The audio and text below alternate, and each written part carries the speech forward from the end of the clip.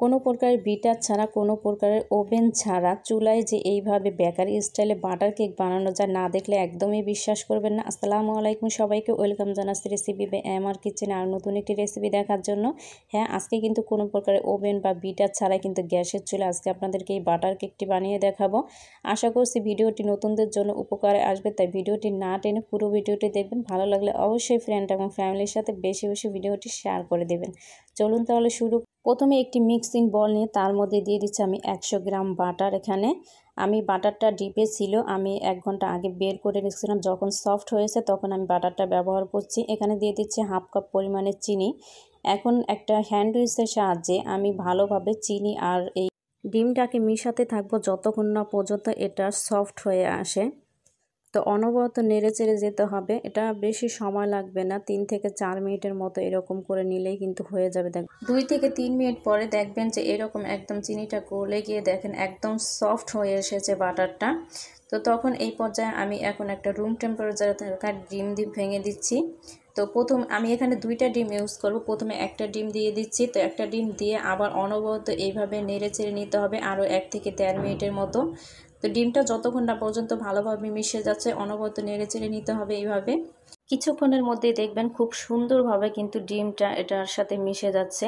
তো এটা মেশানো হয়ে গেলে আমি আরেকটা ডিম ভেঙে দিচ্ছি এখানে। আপনার যদি ফ্রিজে ডিম থাকে তাহলে অবশ্যই কিন্তু 1 ঘন্টা আগে বের করে রাখবেন। ঠান্ডা ডিম দিয়ে কিন্তু কখনোই কেক ভালো হয় না। রুম টেম্পারেচারের ডিম দিয়ে তারপরে কিন্তু কেকটা বানাতে হবে। তো আমি সব কিছু ভালোভাবে মিশিয়ে নিয়েছি, দেখতে পাচ্ছেন। আর এটা কিন্তু একটু ছানা ছানা টাইপের হবে, ভয় পাওয়ার কিছু নেই। তো বাটিটা একটা সাইডে সরিয়ে রেখে এখন আমি শুকনো উপকরণগুলো নিয়ে নিচ্ছি। প্রথমে দিয়ে দিচ্ছি 3/4 কাপ পরিমাণে ময়দা, দিয়ে দিচ্ছি 1 চা চামচ কর্নফ্লাওয়ার, হাফ চা চামচ বেকিং পাউডার আর সামান্য পরিমাণে কিছুটা লবণ দিয়ে দিচ্ছি এখানে। এখন দিয়ে দিব 1 টেবিল চামচ পরিমাণে গুঁড়া দুধ। গুঁড়ো দুধটা দিলে মানে কেকটা খেতে খুব বেশি ভালো লাগে। তো সব কিছু ভালোভাবে একসঙ্গে একটু চেলে নিচ্ছি। তো চেলে নেওয়া হয়ে গেলে সব কিছু একসঙ্গে ভালোভাবে একটু মিশিয়ে নিচ্ছি।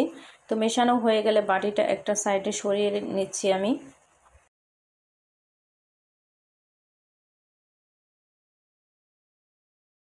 প্রথমে একবার চেলে নিয়েছিলাম, এখন আরেকবার চেলে তারপরে এটার মধ্যে ব্যবহার করব, তাহলে কেকটা বেশি সফট হবে।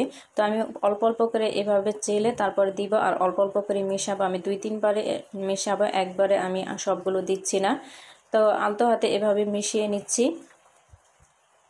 আর এটা মেশানোর সময় কিন্তু কোনো প্রকারের তরল দুধ বা পানি কিছুই কিন্তু ইউজ করা লাগবে না। বাকি যেটুকু ময়দা আছে আমি বাকি সেই ময়দাটুকু দিয়ে দিচ্ছি। তো বাকি ময়দাটুকু দিয়ে এখন সবগুলো ভালোভাবে একসঙ্গে মিশিয়ে নিচ্ছি। তো কিছুক্ষণ মেশানোর পরে যখন ভালোভাবে মিশে যাবে তখন এই পর্যায়ে দিয়ে দিচ্ছি আমি হাফ চা চামচ ভ্যানিলা এসেন্স। ভ্যানিলা এসেন্সটা দেওয়া হয়ে গেলে ভালোভাবে সব কিছু একসঙ্গে আবার মিশিয়ে নিচ্ছি। আর কেকের ব্যাটারের ঘনত্বটা কীরকম হবে সেটা দেখেই বুঝতে পারছেন। এখন আমি বাটিটাকে একটা সাইডে সরিয়ে নিচ্ছি আর এখানে নিয়েছি আমি 7.5 ইঞ্চি সাইজের একটা কেক মোল্ড নিয়েছি। এর মধ্যে তেল ব্রাশ করে নিয়েছিলাম। এখন 1 চা চামচ পরিমাণে ময়দা দিয়ে তারপর এইভাবে ফোল্ড করে নিচ্ছি আমি।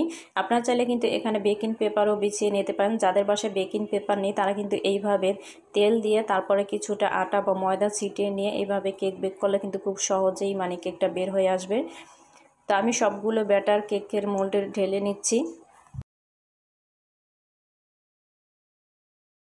কেকের ব্যাটারটা ঢালাও হয়ে গেলে এখন একটা স্প্যাচুলার সাহায্যে ভালোভাবে সমান করে দিচ্ছি আমি। তো সমান করে দেওয়া হয়ে গেলে কেকের মোলটাকে একটু ধরে ট্যাপ করে নিব, যাতে করে ভেতরে কোনো বাবলস থাকলে সেটা বের হয়ে আসে। তো আমার ট্যাপ করা নিয়ে হয়ে গেলে এখন আমরা চলে যাব চুলায় এটা বেক করতে, যেহেতু এটা আমি চুলায় আজকে বেক করে দেখাবো। তো চুলায় একটা হাঁড়িতে বালু বসিয়ে তারপর একটা স্ট্যান্ড দিয়ে আমি প্রিহিট করে নিয়েছিলাম 10 মিনিটের জন্য। তো এখন মোলটাকে বসিয়ে আমি প্রায় 30 থেকে 35 মিনিটের জন্য অপেক্ষা করব কেকটা মানে বেক হওয়ার জন্য। এটা কিন্তু হতে তেমন বেশি একটা সময় লাগে না, আপনার 30 থেকে 40 মিনিটের মধ্যেই কিন্তু কেকটা হয়ে যায়। তো আমি একটা কাঠি দিয়ে চেক করে দেখছি, তো কেকটা কিন্তু মাশাআল্লাহ করে বেক করা হয়ে গেছে। তো আমি নামিয়ে ঠান্ডা করে নিয়েছি।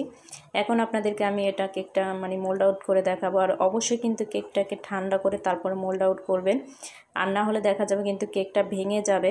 তো আমি ছুরি দিয়ে সাইড থেকে এভাবে ছাড়িয়ে নিচ্ছি যাতে করে খুব সহজেই কেকটা বের হয়ে আসে।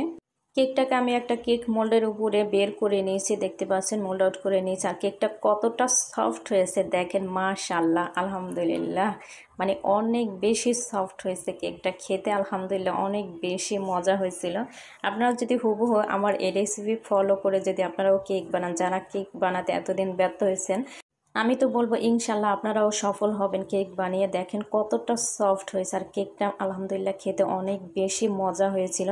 আর চায়ের সাথে বিকেলের নাস্তায় খেতে তো বেশি মজা লাগে। আপনারা যদি আমার এই রেসিপি ফলো করে কেউ কেক বানিয়ে থাকেন, কেমন হয়েছে আপনাদের কেক অবশ্যই কিন্তু কমেন্ট বক্সে জানাতে ভুলবেন না। আমি কেকটাকে পিস করে কেটে নিচ্ছি। আপনারা আপনাদের মন মতো পিস করে কেটে নেবেন।